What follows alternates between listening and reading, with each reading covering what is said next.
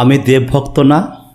আর বাংলা যে main stream cinema আছে যেগুলো, যেমন ইদানিং যেগুলো রিলিজ পাওয়া যেসব সিনেমা, দেবেরই আছে, খাদান আছে, অঙ্কুশের মির্জা আছে, ঠিক আছে, যেগুলো মেন স্ট্রিম সিনেমা, তারও ভক্ত আমি না। কিন্তু আজকে যে মুভিটার কথা বলবো, সত্যি মুভিটা সত্যি ভালো এবং আমাদের বাংলার ইতিহাসের সঙ্গে জড়িত। আপনারা সবাই এই পুজোর মরশুমে, ঠিক আছে, আপনারা সবাই হলে গিয়ে মুভিটা অবশ্যই দেখুন এবং ভালো লাগবে। সত্যিকারের মুভিটা আমি যে কালকে দেখলাম, দেখার পর আমার মনে হলো এই মুভিটা সবাইকার দরকার। কারণ আমরা বাংলায় প্রচুর ইতিহাস আছে, যেসব ইতিহাস নিয়ে যারা হিন্দির যারা ডিরেক্টর যারা আছে তারা এই ধরনের মুভি এবং আমাদের বাংলার ইতিহাস নিয়ে মুভি করছে। আমাদের বাংলার মধ্যে এত ইতিহাস আছে, তাহলে সেইগুলো নিয়ে কেন মুভি হবে না? সত্যি কথা বলতে, আর বাংলার যে মেন স্ট্রিম যে সিনেমা আছে, ঠিক আছে, যেগুলো অ্যাকশন লাভ সিনেমা যেগুলো হয়, সেগুলো সত্যি বলছি তার থেকে সাউথের সিনেমা দেখাই ভালো এবং সেটা আপনারাও জানেন। কিন্তু বাংলার যে সব সাসপেন্স থ্রিলার টাইপের যেসব মুভিগুলো আছে, যেমন একেন বাবু ধরতে পারেন, ফেলুদা, ব্যোমকেশ, আরও যত ধরনের, ঠিক আছে, যদি হইচই ওয়েবসিরিজ যদি ধরতে পারেন, ঠিক আছে, যে ইন্দু আছে, কাল রাত্রি আছে, এই ধরনের যে সিনেমাগুলো সত্যি আমার খুব ভালো লাগে এবং দেখতে খুব ভালো লাগে। সেই দিক দিয়ে কিন্তু বাংলা অনেকটা এগিয়ে আছে। আর মানে এই সাসপেন্স থ্রিলার মুভির মধ্যে প্রথমে যদি কোনো ইন্ডাস্ট্রি এগিয়ে থাকে সেটা হচ্ছে মালায়াম ইন্ডাস্ট্রি। কেরল যে মুভিগুলো, ঠিক আছে, সেইগুলো খুব ভালো হয়। তারপরে আমার কিন্তু বাংলা সিনেমা খুব ভালো হয়। কিন্তু বাংলার মেন স্ট্রিম সিনেমা যেগুলো, সেইগুলো সত্যি কথা পাতে দেওয়ার মতো নয়। তাতে বাংলার মেন স্ট্রিম সিনেমা দেখার থেকে সাউথের মেন স্ট্রিম সিনেমা অনেক ভালো।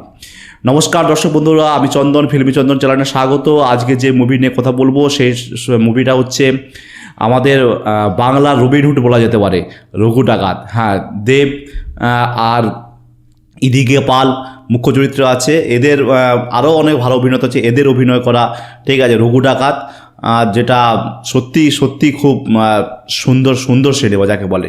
25 তারিখে রিলিজ হয়ে গেছে। আপনারা, আমি প্রথমেই বলি, এই মুভিটা আপনারা সবাই দেখুন পুজোর মরশুমে এবং ভরে ভরে দেখুন। সত্যি বলছি, এই সিনেমায় যারা হয়তো রিভিউ দিচ্ছে মুভি খারাপ, এই সব, সত্যি বলছি মুভি কোনো খারাপ না, মুভি দুর্ধর্ষ মুভি এবং ভালো মুভি। সবাই সবাইকার জায়গা থেকে যতগুলো ক্যারেক্টার আছে সবাই সবার কাছে 100% দিয়েছে, ঠিক আছে। এই মুভির মধ্যে কোনো শুধুই বাঙালিয়ানা পাবেন, ঠিক আছে, শুধুই বাঙালিয়ানা, কোনো ধর্মের সুরসুটি না, ঠিক আছে, এই ধর্মকে আঘাত না, কোনো ধর্মকে জোরজবরদস্তি ঢুকিয়ে দেওয়া না, ঠিক আছে, এইসব এই মুভির মধ্যে পুরো পাবেনই। পুরো একদম বাঙালি 100% বাঙালিয়ানা পাবেন এবং বাংলা রবিনহুড, ঠিক আছে, যেই গল্পটা সত্যি ঘটে গেছিলো তার সত্যিকারের অবলম্বনে এটা তৈরি হয়েছে, ঠিক আছে। আর সত্যি তো বলতে দেবকে আমার কিন্তু খারাপ লাগে না, ঠিক আছে, কিন্তু দেবের আমি যখন বয়স কম ছিল তখন আমি আই লাভ ইউ সিনেমা, চ্যালেঞ্জ সিনেমাটা আমরা দেখেছি, আর বাদবাকি দেবের কোনো আমি সিনেমা দেখিনি। তারপরে যখন দেব যখন আর্ট স্ট্রিমের দিকে গেল তখন চাঁদের পাহাড় সিনেমাটা দেখেছি, ঠিক আছে। তারপরে এই রঘু ডাকাত দেখলাম। সত্যি বলছি, রঘু ডাকাতটা দেখার আমার ইচ্ছে এই জন্য হয়েছিল, কারণ রঘু ডাকাত শুধু রঘু ডাকাত নয়, একটা বাংলার রবিনহুড এবং একটা ইতিহাস।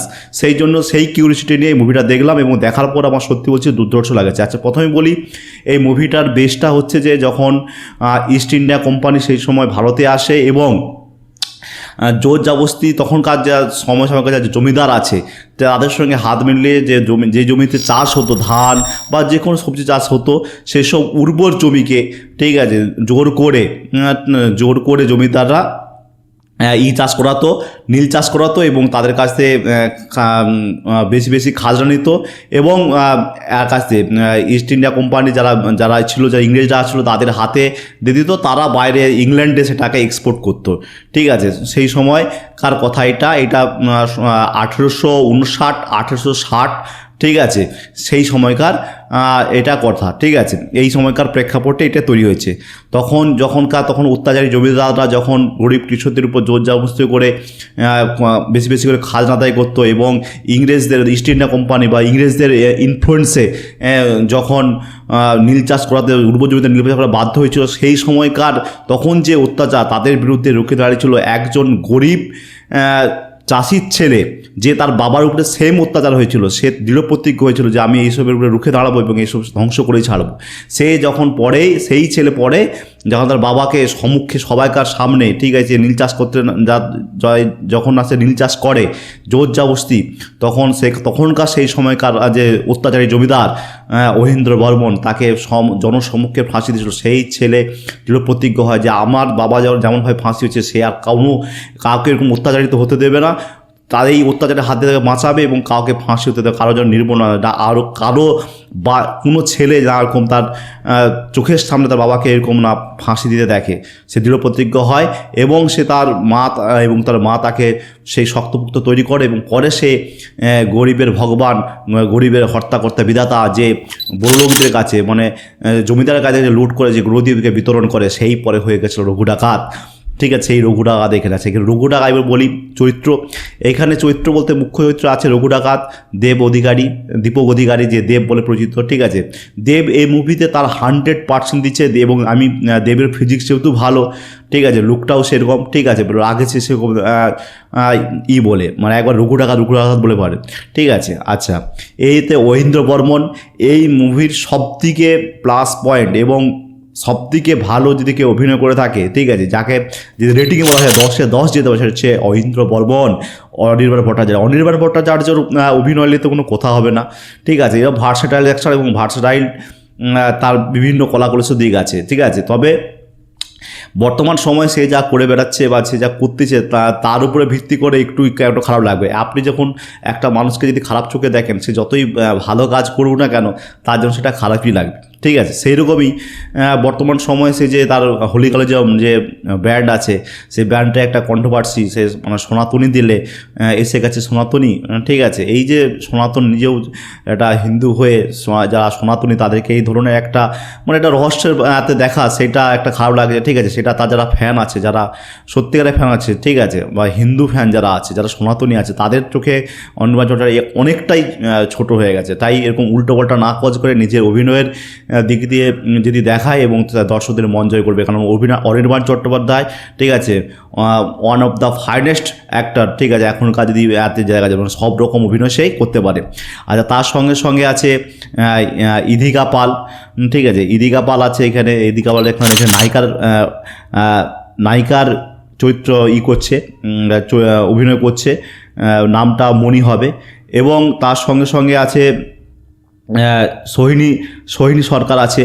সোহিনী সরকার এইখানে গুঞ্জার ইয়াতে অভিনয় করবে, মানে দেবের যাকে বলে বাম হাত যাকে বলে।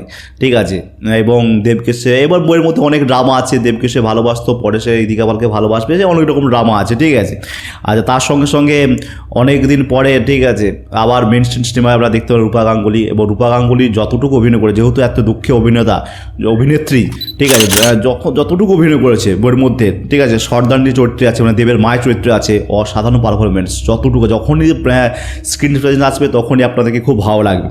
তার সঙ্গে সঙ্গে আছে ওম সরকার এখানে একটা অসাধারণ, ট্রেলারে হয়তো অতটা আপনারা বুঝতে পারবেন না, কিন্তু এই বইয়ের একটা অসাধারণ একটা এতে আছে, দুর্লভ প্রায় চরিত্রতে আপনারা ওম সরকারকে এখানে দেখতে পাবেন। এবং তার সঙ্গে সঙ্গে যারা ইংরেজদের চরিত্র আছে এখানে, ফার্গুসন সাহেব আছে, ডানকেন সাহেব আছে, তখনকার সময় যারা ইস্ট ইন্ডিয়া কোম্পানিরকে নেতৃত্ব দিত এবং যারা ইংল্যান্ডে ওই নীল পাচা হতো মানে এক্সপোর্ট করতো তখনকার সময়। আচ্ছা, এই মুভিতে মানে সব আমার সবটাই ভালো লেগেছে। ঠিক আছে, মাঝে মাঝে মুভি একটু যেন হবে, মানে একটু স্লো হবে, কিন্তু মুভি কিন্তু অসাধারণ, যেহেতু এটা সত্য ঘটনা অবলম্বনে। ঠিক আছে, সবাইকার যে যে অভিনয়টা একবার এত দক্ষতার সঙ্গে করেছে এবং আপনাদের ভালো লাগবে। এবং আমি তো মনে করি নীল চাষের যারা এখন নীল চাষ তো ব্যাপারটা আছে, সিলেবাসে আছে, আপনারা সবাই গিয়ে এটা সপরিবারে গিয়ে আপনারা এটা দেখুন এবং আপনাদের এটা অবশ্যই ভালো লাগবে। এটা সেই ধরনের সিনেমা, সবাইকে নিয়ে দেখার মতো সিনেমা এবং বাংলার ইতিহাস নিয়ে যে হয়েছে। ঠিক আছে, যে বাংলার যা রবিনহুড, ঠিক আছে, বাংলার রবিনহুড ইউরোপ কান্ট্রিতে রবিনহুড যে ছিল, সেও এরকম গরিবদের কাছ থেকে নিয়ে বড় লোকদের কাছ থেকে নিয়ে, ঠিক আছে, গরিব লোকদের দান করতো। ঠিক আছে, রবিনহুড সে হচ্ছে সেরকম বাংলারও রবিনহুড, অনেক রবিনহুড আছে, তার মধ্যে ওয়ান অফ দ্য বেস্ট হচ্ছে রঘু ডাকাত, যে জমিদারদের কাছ থেকে নিয়ে, ঠিক আছে, যে গরিবদেরকে বিতরণ করতো, যারা ইংরেজদের হাত থেকে, ঠিক আছে, অত্যাচারের হাত থেকে যে গরিবদের রক্ষা করতো। ঠিক আছে, সেটা আপনারা এই মুভির মধ্যে দেখতে পাবেন। আচ্ছা, এই মুভির মধ্যে আরও যদি আমার আরও বেশি ভালো লাগে, ঠিক আছে, সেটা হচ্ছে এই মুভির সিন অনুযায়ী যে সংগুলো আছে আর যে ব্যাকগ্রাউন্ড মিউজিকগুলো আছে, ঠিক আছে, দেব যখনই বাড়াবে তখন যে পিছনে ব্যাকগ্রাউন্ড মিউজিক হবে, বা অহিন্দ্র বর্মন যখন বেরোবে, যখনই মানে যে অত্যাচারী রাজা তখন যে বেরোবে তার যখন ব্যাকগ্রাউন্ড মিউজিক হবে, সব কিছুই মোটামুটি অসাধারণ। আচ্ছা, এই মুভির একটা গানকে প্রচুর হাইলাইট করে আছে, ঝিলমিল ঝিলমিল ঝিলমিল লাগে রে ঝিলমিল, কিন্তু এই মুভির ওই গানের থেকেও যেই গানটা সব থেকে ভালো, যেটা নেটে ছাড়া নেই, আমি তো মনে করি ওই গানটা দিয়ে ছাড়ে পুরো একবারে মানে যত মা দিয়ে যত গান আছে, ঠিক আছে, তার মধ্যে আমার তো মানে ওয়ান অফ দ্য বেস্ট হয়ে যেতে পারে এই সংটা, ঠিক আছে।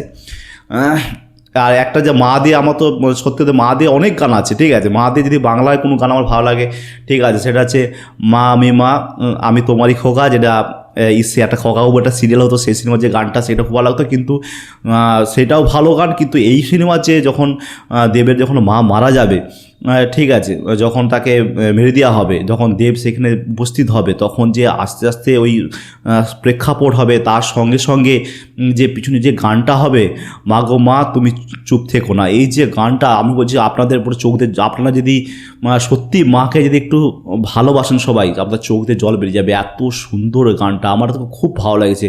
মানে সিন অনুযায়ী যে গানটা না, আপনার অসাধারণ। গানটা কিন্তু নেটে নেই, আমি সার্চ করছিলাম কিন্তু নেটে নেই, কিন্তু বইয়ের প্রেক্ষাপটে আছে। ওই গানটা কিন্তু খুব সুন্দর গান, ঠিক আছে, হেভি গান, মানে হেভি সুপার টুপার গান ওই সংটা, ঠিক আছে।